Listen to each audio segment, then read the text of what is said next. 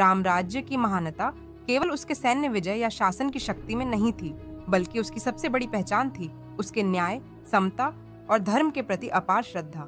वह युग था जब सामाजिक व्यवस्था बेहद सख्त और जाति व्यवस्था से जकड़ी हुई थी। उस समय शूद्रों का समाज के उच्च वर्ग से मेलजोल सीमित था और उनकी सामाजिक स्थिति को अक्सर अपमानजनक माना जाता था। लेकिन भगवान श्री राम ने अपने राज्य में उस पुरानी मानसिकता को चुनौती दी और न्याय व भक्ति के नए आदर्श स्थापित किए, जो आज भी आदर्श माने जाते हैं। इसी के एक सुंदर उदाहरण के रूप में एक ऐसी घटना प्रचलित है जो शायद कम ही लोग जानते हैं, पर वह राम राज्य की आत्मा को स्पष्ट करती है। यह कहानी है उस शूद्र तपस्वी की जिसे श्री राम ने अमृतत्व का आशीर्वाद दिया। राम राज्य में एक समय की बात है कि एक शूद्र जो समाज के एक वंचित वर्ग से था, उसने सच्चे मन और पूर्ण श्रद्धा से भगवान राम की तपस्या शुरू कर दी। उसकी तपस्या इतनी गंभीर और गहन थी कि उसने दिन रात अपने प्रभु का स्मरण किया, उनके नाम का जाप किया और अपने जीवन को पूरी तरह से भक्ति में लगा दिया। इस तपस्या की गूढ़ता और शक्ति देखकर वह शूद्र न केवल अपने मन की शांति और आनंद पा रहा था, बल्कि धीरे धीरे उसके आसपास की प्राकृतिक शक्ति भी उसके प्रभाव में आने लगी। लेकिन यह बात जब ब्राह्मण समाज तक पहुंची तो उन्होंने इसे सहन नहीं किया। उनके अनुसार शूद्र जाति के व्यक्ति द्वारा भगवान की इतनी बड़ी तपस्या और भक्ति अस्वीकार्य थी। वे श्री राम के पास शिकायत लेकर गए कि राज्य में यह उचित नहीं कि शूद्र अपनी सामाजिक मर्यादा भूलकर ऐसी तपस्या कर रहे हैं। यदि ऐसा होता रहा तो समाज का ढांचा बिगड़ जाएगा। यह एक तरह से उस युग की सामाजिक कुप्रथाओं का प्रमाण था, जहां जाति को धार्मिक भक्ति से ऊपर रखा जाता था। परंतु श्री राम ने उस शिकायत को बड़ी गंभीरता से नहीं लिया, बल्कि स्वयं उस शूद्र तपस्वी के पास पहुंचे।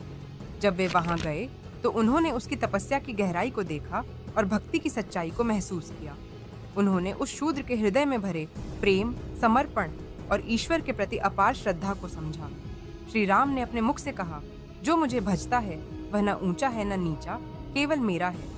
यह वाक्य न केवल उस शूद्र के लिए बल्कि संपूर्ण मानवता के लिए एक क्रांतिकारी संदेश था। इस वाक्य का अर्थ था कि भक्ति और प्रेम ही असली पहचान है, न कि जाति या सामाजिक वर्ग। भगवान राम के लिए जाति केवल एक नाम भर थी और वह किसी भी सामाजिक बंधन से ऊपर थे।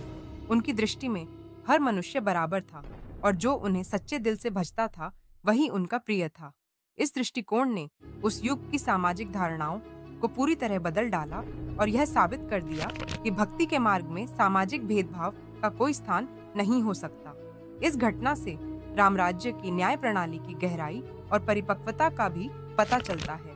न्याय केवल कानून के कठोर नियमों का पालन नहीं था, बल्कि वह एक व्यापक आध्यात्मिक और नैतिक दृष्टिकोण था जो हर नागरिक को समान सम्मान और अवसर देता था। राजा राम के न्याय का मूल मंत्र था धर्म की सेवा और मानवता की रक्षा।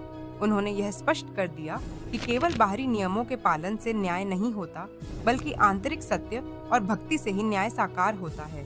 भगवान राम ने उस शूद्र तपस्वी को अमृतत्व का आशीर्वाद दिया, जो किसी भी प्रकार की सामाजिक बाधा से मुक्त होकर अपने प्रभु की भक्ति में लीन था।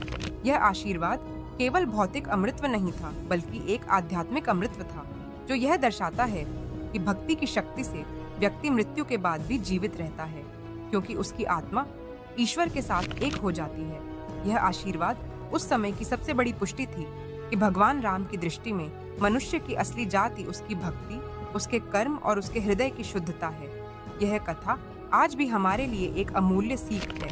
यह हमें सिखाती है कि जीवन में असली ऊंचाई जाति या पद से नहीं, बल्कि ईश्वर के प्रति प्रेम और सेवा की भावना से आती है। जो व्यक्ति सच्चे दिल से भक्ति करता है, वह चाहे किसी भी पृष्ठभूमि से क्यों न हो, ईश्वर के दृष्टिकोण में सबसे उच्च स्थान रखता है। इसी कारण राम राज्य को आदर्श राज्य माना गया है, जहां हर नागरिक को समान अधिकार, सम्मान और अवसर मिला। राम राज्य की इस घटना से हमें यह भी प्रेरणा मिलती है कि हमें समाज में फैले जाति भेदभाव और भेदभाव की अन्य प्रकार की सीमाओं को तोड़कर प्रेम और समता के मार्ग पर चलना चाहिए। भक्ति, प्रेम और सेवा के इस मार्ग पर चलकर हम न केवल अपने जीवन को अर्थपूर्ण बना सकते हैं, बल्कि समाज को भी एक नई दिशा दे सकते हैं। इस घटना ने उस शूद्र तपस्वी का जीवन ही नहीं बदला, बल्कि पूरे राम राज्य में सामाजिक न्याय, समानता और आध्यात्मिकता की महत्ता को नई ऊंचाई दी। भगवान राम का यह संदेश आज भी प्रासंगिक है कि ईश्वर की भक्ति में जाति या पद नहीं, केवल प्रेम और समर्पण का स्थान है। यही कारण है कि राम राज्य को मानव इतिहास का सबसे न्यायपूर्ण और आदर्श राज्य माना जाता है, जिसकी नींव सच्ची भक्ति और समता पर टिकी थी।